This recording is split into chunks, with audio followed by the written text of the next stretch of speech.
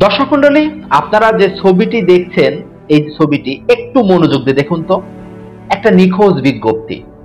নাম আব্দুল্লাহ আল ফাহাদ, বয়স আনুমানিক 21 মাস, দেখতে গোলগাল এবং কিছুটা শ্যামলা বর্ণের। এই যে বিজ্ঞপ্তিটি দেখছেন, আজকে এই আব্দুল্লাহ আল ফাহাদকে নিয়ে এই ভিডিওটি বানিয়েছি। আসলে নিখোঁজ হয়েছিল ফাহাদ এবং পরবর্তীতে কি হয়েছিল, সম্পূর্ণ ভিডিওটি দেখলে অনেকের চোখে পানি চলে আসবে, অনেকে হয়তো বা নিতে পারবেন না। তো শুরুতে বলে দিতে চাচ্ছি, যাদের ধৈর্য আছে এবং যাদের কোনো খারাপ কোনো কিছু নেয়ার ক্ষমতা আছে তারা শেষ পর্যন্ত দেখুন, আর যারা পারবেন না এখনই ছেড়ে দিতে পারেন। এই ফাহাদের কপালে আসলে কি আছে আপনারা সম্পূর্ণ ভিডিওটি দেখলেই জানতে পারবেন। এখান থেকে অনেক শিক্ষাও আছে। মূলত আমি বিভিন্ন ধরনের ভিডিও বানিয়ে থাকি আপনাদের কিছুটা মেসেজ দেওয়ার জন্য, সতর্ক করার জন্য। ভিডিওটি একটি সতর্কমূলক ভিডিও। দর্শক মণ্ডলী, আব্দুল্লাহ আল ফাহাদ বলে দিলাম শুরুতেই যে 21 মাস বয়স, প্রায় 2 বছর। বাড়ি হচ্ছে ভোলা সদরের পৌরসভার ওখানকার 8 নম্বর ওয়ার্ডের পিটিআই আদর্শ পাড়া এলাকাতে। তার বাবা হচ্ছে মোহাম্মদ একরাম হোসেন। এই ফাহাদের কপালে আসলে কতটা নির্মমতা ঘটেছিল সেটা কিন্তু তার পরিবারও অনেক ক্ষেত্রে দায়ী ছিল। কেন দায়ী ছিল আপনারা ঘটনা শুনলে বুঝতে পারবেন। মূলত ঘটনাটি ঘটেছে গত 13 ডিসেম্বর তারিখে, রোজ শুক্রবার। শুক্র শনি বন্ধ, রবিবার কিন্তু 15 তারিখ অফিস খোলা ছিল এবং 16 তারিখ 16 ডিসেম্বর একটা বড় ছুটিতে, অনেকে কিন্তু এই ছুটিতে একদিনের ছুটি নিয়ে গ্রামের বাড়িতেও গিয়েছে। ফাহাদের মৃত্যুর কারণটা অনেকটা এখানে লুকায়িত আছে। তার পরিবারের সদস্যরা, আপনজনেরা ওই দিন একসাথে মিলিত হয়েছিল তার গ্রামের বাড়িতে, ফাহাদের বাড়িতে। সেখানে এসেছিল ফুপু, দাদা যারা বাইরে থাকে, সেখানে এসেছিল বাড়ির বোনেরা, তাদের জামাইয়েরা, সকলে এসে খুব আনন্দে দিনটা কাটাতে চেয়েছিল। শুরু হয়েছিল খুব ভালো, দিনটা শুরু হয়েছিল তাদের অনেক আনন্দে। সকালে সবাই একসাথে বাড়ির বাইরে বের হয়েছিল। এখন হালকা শীত পড়ছে, কোথাও বেশি শীত পড়ছে। শীতে সবাই বাড়ির উঠানে আশেপাশে, সেখানে সবাই একসাথে মজা করছিল, গল্প আড্ডা করছিল।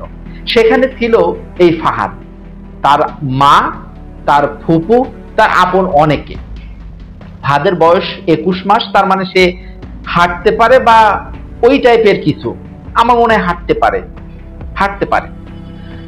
যখন সবাই একসাথে বের হলো, একসাথে হয়েছে অনেক দিন পর, সকলের সাথে দেখা, মত বিনিময় হচ্ছে, কুশল বিনিময় হচ্ছে, তারা যেন এক অন্য দুনিয়ায় চলে গেছে। ঠিক ওই সময়ে ফাহাদ হাঁটতে হাঁটতে তার পাশে থাকা পুকুর পাড়ে চলে গেছে, সেটা কেউ দেখেনি। আধা ঘন্টা 1 ঘন্টা পর হঠাৎ করে মনে হলো যে চলেন সবাই তাহলে ঘরে যাই। 3 তলাতে চলে গেছে তার বাড়ির বড় ছেলে, একটা ছেলে, সে উপরে 3 তলাতে চলে গেছে। তার আগেই অন্য সদস্যরা ভেবেছিল এই ছোট্ট ফাহাদ সেই ভাইয়ের সাথে উপরে চলে গেছে, কিন্তু আসলে যায়নি। তাহলে ফাহাদ কোথায় আছে?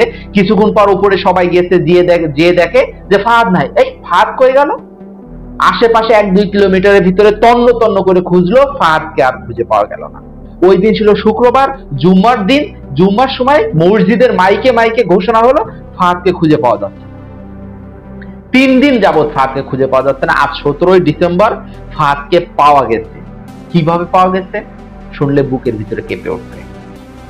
আরো একটা ঘটনা ইতিমধ্যে ঘটে গেছে, সেটা হচ্ছে ওই দিন যেদিন ফাহাদ হারিয়ে গিয়েছিল, সেই দিনই ওই উপজেলাতে একটা অ্যাক্সিডেন্ট হয়েছিল, বাইক অ্যাক্সিডেন্ট। ওই বাইক অ্যাক্সিডেন্টে একটা মহিলা আহত হয়েছিল। সেই মহিলার কোলে একটা ছোট বাচ্চা ছিল। চারিদিকে খবর ছড়িয়ে পড়লো যে ফাহাদ, ওই ছেলেটি অর্থাৎ ওই মহিলাটি ফাহাদকে চুরি করে নিয়ে গেছে এবং অ্যাক্সিডেন্ট করেছে। পরবর্তীতে খোঁজ খবর নিয়ে জানা গেল যে ওই ছেলেটি আসলে ফাহাদ ছিল না। ইতিমধ্যে থানাতে রিপোর্ট করা হয়েছে, পুলিশ এসেছে, বিভিন্ন ধরনের তথ্য নিয়েছে, পরবর্তীতে র্যাবও এসেছে।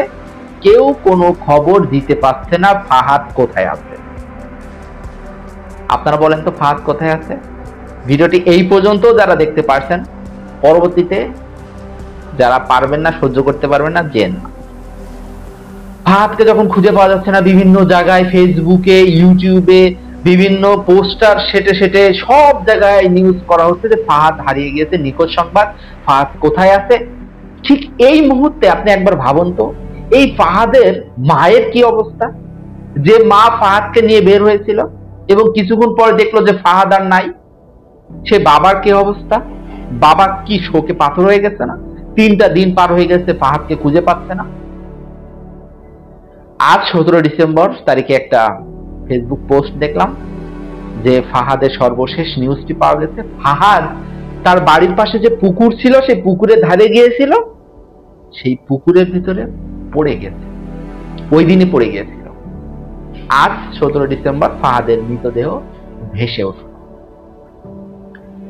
একবার ভাবুন তো, এই ফাহাদের এই অসময় চলে যাওয়ার পিছনে আসলে কে দায়ী?